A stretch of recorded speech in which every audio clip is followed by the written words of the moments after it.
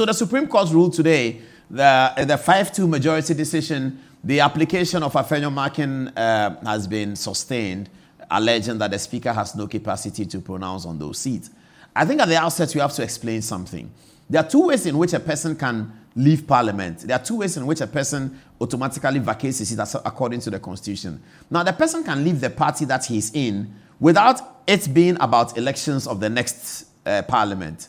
So we have to understand that. So if today the NDC writes to Alban Bagbin, the Speaker, that Haruna Idrisu is no longer a member of the NDC, immediately that has triggered a by-election. If there's no by-election, 6 months to election, there's no by-election, then there will be no by-election, but Idrisu Haruna will be asked to leave the Parliament. It has nothing to do with the election. I think we are confusing the thing.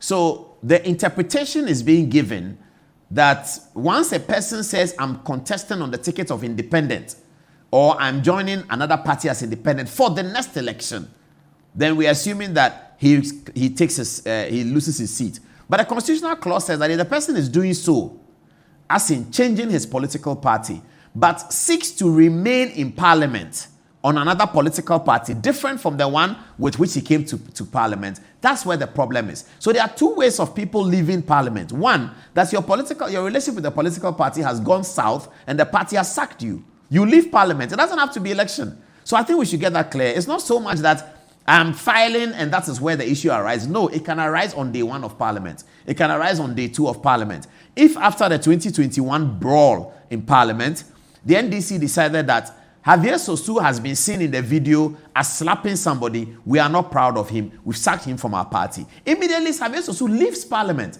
It doesn't have to do with any election. I think at the outset, you have to make that clear. There are two ways in which people can leave Parliament. Well, several ways. One of the ways is that your political party writes to the Speaker to say that you have been fired from the party. You can go to court and challenge that you can be a member of the party. That will be difficult because it's freedom of association. And it's the party that decides whether you should be part of them or not. And according to their rules, you can go to court and say the rules were not interpreted correctly. That's entirely up to you. But that's one way in which the seat can be vacant under Article 99 when the party has sacked you.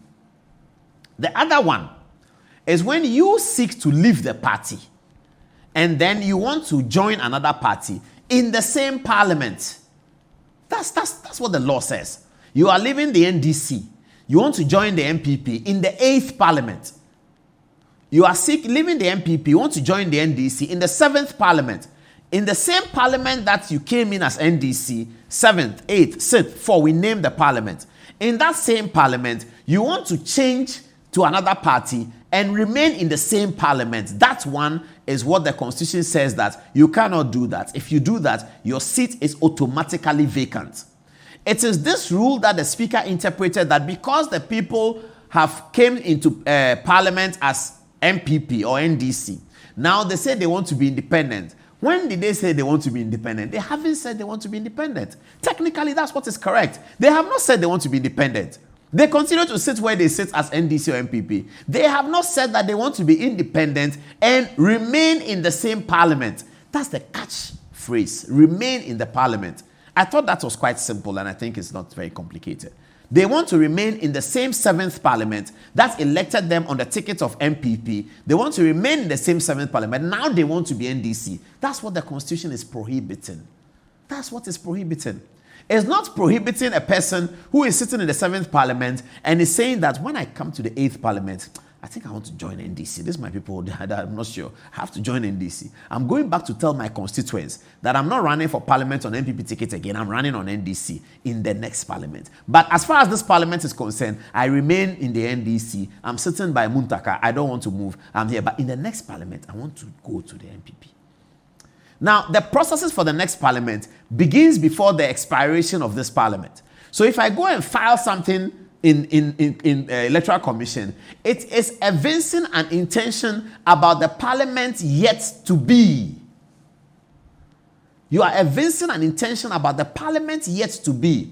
How can anybody interpret that as leaving your party and seeking to remain in the same Parliament? I don't understand this. Unless some people want to do propaganda. Michael Quay, and I'm presenting this as a defense for Michael Quay. Michael Quay received a letter from the New Patriotic Party. Says that we have sacked this person from the party. Irrespective of what the matter is, The party says they've sacked him and therefore he has to leave Parliament. That has nothing to do with the remain.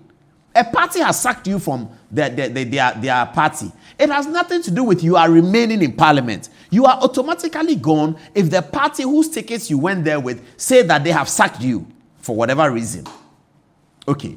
The other thing is that if you want to leave your party and join another party, you cannot do that in the same Parliament.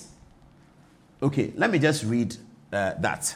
A member of Parliament shall vacate his seat in Parliament if he leaves the party of which he was member at the time of his election to Parliament to join another party or seeks to remain in Parliament as an independent candidate. To remain, to join another party or become independent and remain. That's the critical operative word, remain. So you come into Parliament 7 as blue, you want to change whilst Parliament 7 is still on as red. And the Constitution prohibits that.